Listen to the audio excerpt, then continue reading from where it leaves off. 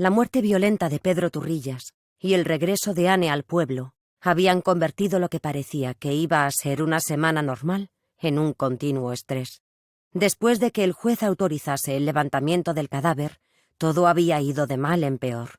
Había tenido que lidiar con los familiares de la víctima, que habían aparecido en medio de la escena del crimen en pleno ataque de nervios, después de que la noticia les llegase por otro lado.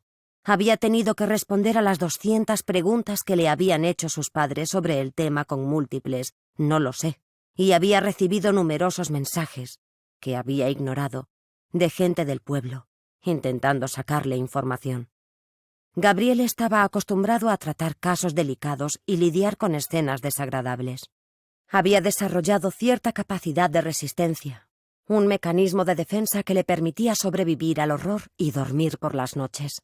Pero no estaba preparado para gestionar tantos asuntos del pueblo en tan poco tiempo.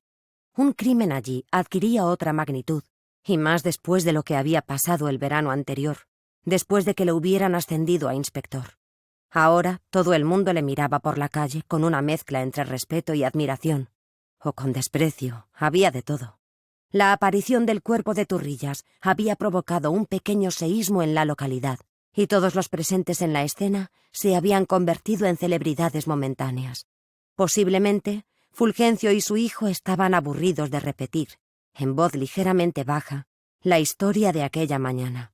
Por su parte, Gabriel no tenía demasiados amigos en el pueblo, pero los pocos que tenía, y algunos conocidos, habían mostrado bastante interés, morboso, por supuesto, en el tema. La pregunta que todos se hacían y repetían era la misma. ¿Habían asesinado a Pedro Turrillas? Por otro lado, el reencuentro con Anne en el entierro de Juan Mari Arbaiza, aunque fuera a distancia, había sido un trago bastante desagradable.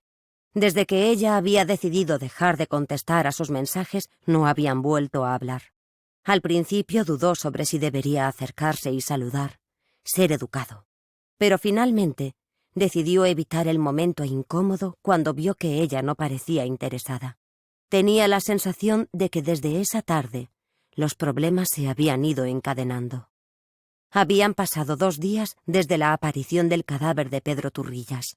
Un tiempo en el que Gabriel se había dedicado a interrogar a los familiares y allegados del fallecido, a acudir a la autopsia realizada por la doctora Urriza y a intentar esclarecer, hasta el momento sin éxito, qué era lo que había ocurrido. Para evitar desplazarse continuamente entre el pueblo y su piso en Pamplona, había decidido instalarse unos días en casa de sus padres. Era sábado por la tarde, y estaba sentado en una de las mesas de plástico del bar Los Arcos, examinando las notas que había tomado y el informe preliminar de la autopsia, que ya se sabía de memoria. El bar estaba prácticamente vacío, a excepción de un par de parejas en la terraza. No estaba muy bien situado, y la clientela solía ser escasa, lo que lo convertía en un sitio perfecto para trabajar. «Esto sí que es una buena cita de sábado», le saludó una voz femenina. Gabriel levantó la cabeza y sonrió al ver a su compañera desde hacía unos meses, la subinspectora Yone Etxezarreta.